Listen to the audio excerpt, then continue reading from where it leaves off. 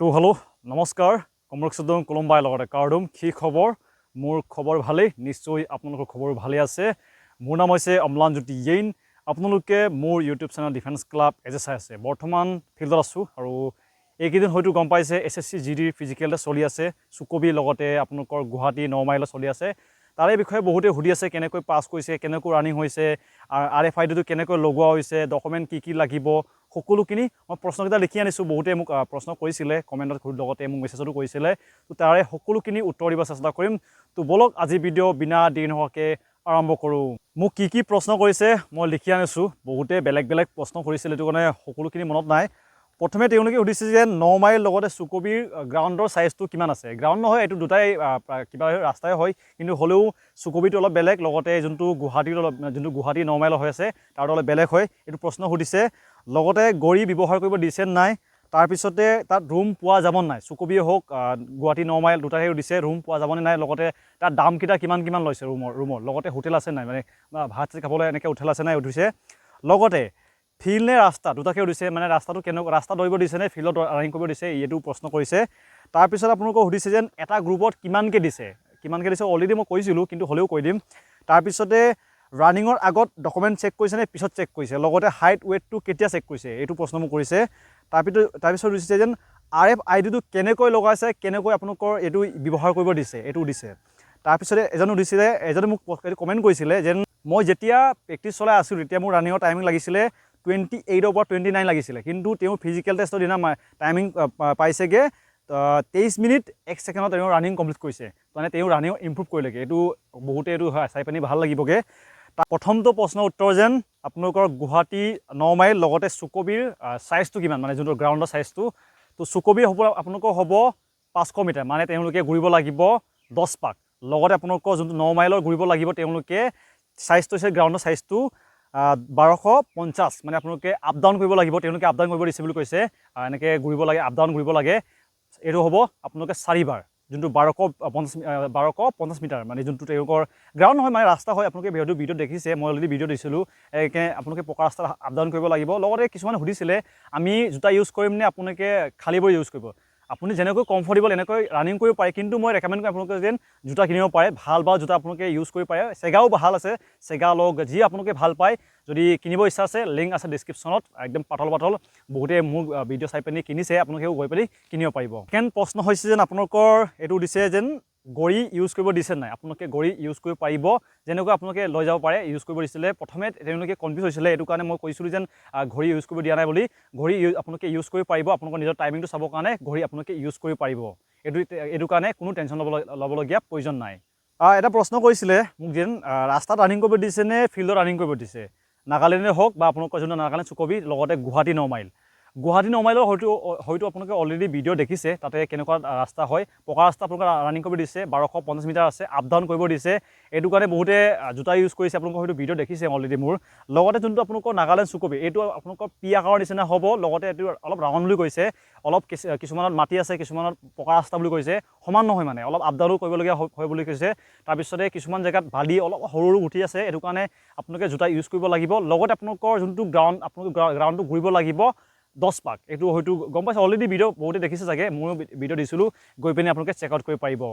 তাৰপিছতে প্ৰশ্ন সুধিছিলে এইটো হৈছে আপোনালোকৰ ৰুম পোৱা যাবনে নাই আপোনালোকে ৰুম হোটেল পাই যাব কিন্তু সকলোতে দামটো সমান নহয় বুলি কৈছে কিছুমানে 200 টকা লৈছে বুলি কৈছে কিছুমানে 300 টকা লৈছে আপুনি কেনেকৈ বাৰ্গেনিং কৰিব পাৰে আপোনালোকে গৈ পিনি ল'ব পাৰিব যোনটো বিশেষ হোটেল নহয় মানে এনেকুৱা হয় তেওঁ তাতে লোকেল ঘৰ কেইটামান আছে বুলি কৈছে এইবিলাকে ৰুম দিয়া হৈছে বুলি কৈছে গৈ পিনি চেক আউট কৰি পাৰিবগৈ আপোনালোকে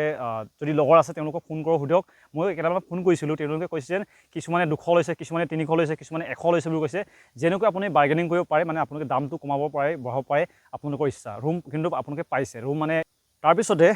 এটা গ্ৰুপত কিমান দিছে এইটো সুধিছিলে তো এটা গ্ৰুপত তেওঁলোকে ফিক্স কৰা নাই কৈছে মানে কিছুমানক 200টা দিছে কিছুমান 150টা দিছে প্ৰতিটো গ্ৰুপত সমানকৈ দিয়া নাই লগতে ৰিপৰ্টিং টাইমটো ইমান মেটাৰ হোৱা নাই কৈছে ৰিপৰ্টিং টাইমটো ইমান চোৱা নাই যোনে যেনেকৈ আহিছে তেওঁলোকে সোমাই গৈছে বুলি কৈছে কিছুমানে দেৰিকৈ আহি পিনিও প্ৰথমে ৰানিং কৰিব পাৰিছে কিন্তু তেওঁলোকে এদিনত মাতিছে 1500 কেণ্ডিডেট কিন্তু 1500 অহা নাই কৈছে প্ৰায়খিনিয়ে 800 900 এনেকৈ আহিছে বহুতে এবচেণ্টো হৈছে লগতে তেওঁলোকে এটা গ্ৰুপত 150 100 200 এনেকৈও দিছে আপোনাৰ হয়তো লাখ ভাল হ'লে কম পৰিব লাখ বেয়া হ'লে বেছিও পৰিব পাৰে কিন্তু RFID লগাব এইটো কাৰণে আপোনালোকে ইমান চিন্তা নকৰিব মোক প্ৰশ্ন কৰিছিলে এই প্ৰশ্নটো বহুতে হয়তো ভয় খাই আছে যিহেতু চেষ্টটো এবাৰ বহুতো ৰিজেক্ট কৰিছে ইয়াৰ কাৰণে সুধিছে যেন ৰানিঙৰ আগত চেষ্টকেইটা হাইট চেষ্টকেইটা জোকা হয় নে পিছত জোকা হৈছে এইটো সুধিছিলে আপোনালোকক জনাই দিওঁ যেন আপোনালোকক প্ৰথমে আপোনালোকৰ ফিজিকেলছ ল'ব প্ৰথমে চিম্পল ডকুমেণ্ট চেক কৰিব যোনটো আপোনালোকৰ আধাৰ কাৰ্ড লগতে আপোনালোকৰ যোনটো এডমিট কাৰ্ড যোনটো ফিজিকেলছ দিয়া আছিলে এখন চেক কৰিছে বাকী ইমানখিনি চেক কৰা নাই কৈছে যেতিয়া আপোনালোকৰ ফিজিকেলছটো পাছ কৰিব তাৰপিছতে ভালকৈ চেক কৰিছে আপোনালোকৰ ডকুমেণ্টটো মই কৈ দিম কি লাগে হাইট চেষ্ট বিশেষকৈ বহুতক ৰিজেক্ট কৰাৰ কাৰণটো হৈছে চেষ্টটো এনেকুৱা হৈছে বহুতৰ চেষ্ট আছে যিমানখিনি লাগে আছে কিন্তু তেওঁলোকে ফুলাব জনা নাই কৈছে মই যিহেতু আপোনালোকক কৈছোঁ যে আপোনালোকে 5 চেণ্টিমিটাৰ এনেকৈ ফুলাব লাগিব বহুতে ফুলাব নজনাৰ কাৰণে ৰিজেক্ট হৈছে বহুতৰ চেষ্ট আছে যিমানখিনি তেওঁলোকক বিচাৰিছে ইমানখিনি আছে কিন্তু তেওঁলোকে ফুলাব জনা নাই এইটো কাৰণে ফেইল হৈছে এইটো কাৰণে পুচাপ মাৰি পিনে অলপ ফুলাই দিব ইমান ইজি টান নহয় আৰু NXR নম্বৰ আপোনালোকৰ 9ত থাকিবই আমাৰ ST OBC সকলৰ কাৰণে থাকিব আপোনালোকে হয়তো গম পায় বহুত চবকে দিয়া হয় আমাৰ অসমত কিন্তু হ'লেও কৈছোঁ যদি আপোনালোকে NXR নম্বৰ 9খন লৈ যাব লাগে অৰিজিনেলকৈ কৈছোঁ অৰিজিনেল তাৰপিছতে সুধিছে যেন RFIDটো কেনেকৈ লগোৱা হৈছে আপোনালোকে এইটো ভিডিঅ' দেখিছে RFIDটো কেনেকৈ লগোৱা হয় RFIDটো আপোনালোকৰ যোনটো ওপৰতে এখন স্কেনাৰ নিচিনা নাম্বাৰ থকা এখন লগাব তাৰপিছত আপোনালোকৰ ভৰিত এটা চিপ লগাব চিপটো লগাই পিনে আপোনালোকক ৰানিং কৰিব দিব যেতিয়ালৈকে আপুনি এনেকুৱা তেওঁলোকৰ এটা ডিভাইচ এটা থাকে ডিভাইচটো আপোনালোকে যেতিয়ালৈকে পাৰ নহয় তেতিয়ালৈকে চাউণ্ডটো নাবাঢ়ে মানে টিপকৈ বাজিব তেতিয়া আপোনালোকৰ টাইমিংটো আৰম্ভ হৈ গৈছে RFID লগোৱাৰ কাৰণে বহুতৰ কাৰণে বেনিফিট হৈছে বহুতৰ কাৰণে মানে বেনিফিট হোৱা নাই যাৰ ফিজিকেল ৰানিং ভাল আছে তেওঁলোকৰ কাৰণে বহুত ভাল হৈছে তেওঁলোকৰ নিজৰ টাইমিং মতে সোমাই গৈছে কিন্তু আগৰ নিচিনা হোৱা হ'লে যিমানখিনি বৰ্তমান ফেইল হৈছে এইবিলাক আৰামছে পাছ হৈ যায় আগতে যেতিয়া আমি দিছিলোঁ তেতিয়া RFID ইউজ কৰি পেলাই কৈছোঁ লগতে এনেকৈ বিনা RFID নলগাকৈ আমি ৰানিং কৰিছোঁ তেতিয়া তেওঁলোকে অলপ 20 ছেকেণ্ড 30 ছেকেণ্ড ৰৈ দিয়ে মানে যদি সেই কষ্টত বহুত ল'ৰাটো কষ্টত আহিছেগৈ তেওঁলোকে ৰখি দিয়ে কিন্তু এইবাৰ RFID লগোৱাৰ কাৰণে ছেকেণ্ডত মই কেইটামান শ্লিপ চাইছোঁ ৰানিঙৰ শ্লিপ তো য'ত 1 ছেকেণ্ড 0.2 0.1 মাইক্ৰ' ছেকেণ্ডতো ফেইল হৈছে 8 ছেকেণ্ড 9 ছেকেণ্ড এইবিলাকতো যদি RFID নলগোৱা হ'লে আৰামছে পাছ হৈ যায় কিন্তু RFID লগোৱাৰ কাৰণে বহুতখিনি কেণ্ডিডেট ফেইল হৈছেগৈ আৰু আপোনালোকে হয়তো দেখিছে যেন বেছিভাগ ফেইল কৰা কেণ্ডিডেটসকলে তেওঁলোকৰ 1 মিনিট লগা নাই ছেকেণ্ড 8 ছেকেণ্ড 9 ছেকেণ্ড 2 ছেকেণ্ড এনেকুৱা আছে এইটো কাৰণে ভালকৈ প্ৰেক্টিছ কৰিব ভালকৈ ৰানিং কৰিব মই জানো যেন তোমালোকক আৰামছে পাছ হৈ যাব যোনে প্ৰেক্টিছ কৰি আছে তেওঁলোকেতো ইজিলি পাছ হ'ব বৰ্তমান ৰদ দি আছে একদম মোৰ চিধা চকুতে পৰিছে কিন্তু হ'লেও ভিডিঅ'টো কমপ্লিট কৰিব লাগিব যিহেতু আৰম্ভ কৰিলোৱেই এইটো কাৰণে লাইক এটা কৰিব নাপাহৰিব আপোনালোকে হয়তো চিধা মোক দেখিছে একদম মোৰ মুখতে পৰিছে ৰদটো আৰু এটা ইছ্যু মই মেইন এইটো যেন আপোনালোকৰ ডকুমেণ্ট কি লাগিব ডকুমেণ্ট আপোনালোকে বিশেষ লৈ যোৱাৰ প্ৰয়োজন নাই আপোনালোকক যিমানখিনি NXR আছে আপোনালোকে NXR number 9 central caste certificate লগতে আপোনালোকৰ যোনটো আধাৰ কাৰ্ড সকলোখিনি অৰিজিনেল লগতে আপোনালোকৰ এডমিট কাৰ্ড ফটো লাগে 5 কপি বিচৰা নাই কিন্তু লাগে আপোনালোকে ফটো 5 কপি লৈ যাব লগতে এটা কলম লাগে কিবা এটা ফিল আপ কৰিবলৈ হয়তো প্ৰয়োজন হ'ব পাৰে এইবিলাকে হৈছে আৰু অৰিজিনেল সকলোখিনি অৰিজিনেল ডকুমেণ্ট লাগিব আপোনালোকক গম পালে যিমানখিনি NXR আছে আপোনালোকৰ NXR নম্বৰ 6 হওক 9 হওক আৰু OBC কাৰণে বেলেগ হয় আপোনালোকৰ হয়তো গম পায় OBC কাৰণে বেলেগ ST কাৰণে বেলেগ হয় লগতে বেলেগ হৈ থাকে নাই এইবিলাক যিমানখিনি আপোনালোকে NXR বনাইছিলে সকলোখিনি অৰিজিনেল লৈ যাব লগতে মনত ৰাখিব যেন আপোনালোকৰ যিমানখিনি NXR আছে এইবিলাকত আপোনালোকৰ চিল মহৰ লগতে আপোনালোকৰ চিগনেচাৰটো ভাল ৰাখিব লাগিব মই যোৱাকালি কিছুমানে মোক কৈছে যেন দাদা আমাৰ কিন্তু চিল মহৰটো নথকাৰ কাৰণে গালি খাইছোঁ তেওঁলোকে ৰিজেক্ট নকৰিলে কিন্তু গালি ক'বলগীয়া হৈছে আপোনালোকক ৱাৰ্ণিং দিছে তেওঁলোকে এইটো কাৰণে আপোনালোকৰ ডকুমেণ্টবিলাক চেক কৰিবগৈ যেন তেওঁলোকে চিগনেচাৰৰ লগতে চিল মহৰটো মাৰিছে নাই কিন্তু DC অফিচত আপোনালোকক গৈ পিনিতো হয়তো বহুতে আনিছিলেগৈ তেওঁলোকে চিল মাৰিব লাগিব তাৰপিছত চিগনেচাৰ মাৰিব লাগিব অৰিজিনেল সকলোখিনি NXR 6 হওক 9 হওক যোনটো হাইটৰ কাৰণে ৰিলেক্সেশ্যন লাগে না তেওঁলোকে বনাব পাৰিবগৈ লগতে চেষ্টৰ ক্ষেত্ৰতে অলপ ৰিজেক্ট কৰিছে আৰু ভয় নকৰিব আপোনাৰ লগৰটো ফেইল হ'ল বুলি আপুনি ফেইল নকৰে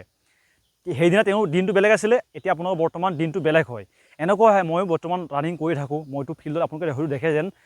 ময়ো কেতিয়াবা এনেকুৱা অৱস্থা হৈ যায় মই নৰ্মেলি ফিল্ডত ৰানিং কৰিলে বা এনেকৈ ৰাস্তাত ৰানিং কৰিলে 21-22ত কমপ্লিট কৰি দিওঁ কিন্তু কেতিয়াবা এনেকুৱা মোৰ গাটো হৈ যায় 25-20 ওপৰ লাগি যায় কেতিয়াবাতো কমপ্লিটো কৰিব নোৱাৰোঁ মানে গাটো সদায় একে নাথাকে আৰু লগতে ৰানিং কৰাৰ আগতে সদায় আপোনালোকে ৱাৰ্ম আপটো অলপ মানে গাটো গৰম কৰিব ডাইৰেক্ট গৈ পিনি একদম কিবা নকৰিব আপোনাৰ গাটো মেচিন নহয় যিমানখিনিয়ে ফিজিকেল টেষ্টত ফেইল কৰিছে তেওঁলোকৰ মই দেখিছোঁ যেন আৰু তেওঁলোকে নিজে কৈছেগৈ মোক যেন তেওঁলোকে প্ৰথমৰ পৰা বেছি স্পীডটো ডেলিভাৰ কৰিছে স্পীডটো দিয়াৰ কাৰণে তেওঁলোকৰ লাষ্টত গৈ পিনি টানিব নোৱাৰিলেগৈ আমাৰ বডিটো মেচিনৰ নিচিনা হয় মেচিনো আপোনালোকে দেখে চাগে যদি আমি বাইক এখন ষ্টাৰ্ট কৰোঁ লগৰ আমি 4 নম্বৰ গিয়াৰলৈ পকাই নিদিওঁ প্ৰথমে 1 নম্বৰ তাৰপিছত এনেকৈ অলপ পকাই লওঁ তাৰপিছত অলপ গৈ পিনি আকৌ গিয়াৰটো চেঞ্জ কৰোঁ গিয়াৰটো লাহে চেঞ্জ কৰিলে স্পীডটো বাঢ়িব লগালগ দি পিনে আপোনালোকে ষ্টাৰ্টটো যেতিয়া বাইক এখন চলাবলৈ ষ্টাৰ্ট হ'ব অফ হ'ব লগতে চেইন পকেটটো গুচি যায় এনেকুৱা হ'ব। এইটো কাৰণে স্পীডটো লাহে লাহে, লগতে প্ৰথমে ষ্ট্ৰেচিং, লগতে ৱাৰ্ম আপটো অলপ গাটো গৰম কৰি ল'ব, তাৰপিছত ৰানিং কৰিব। মই জানো যেন তোমালোকে পাছ কৰিব, আৰু পাছ কৰাৰ মোৰ মই জানো তোমালোকৰ দম আছে।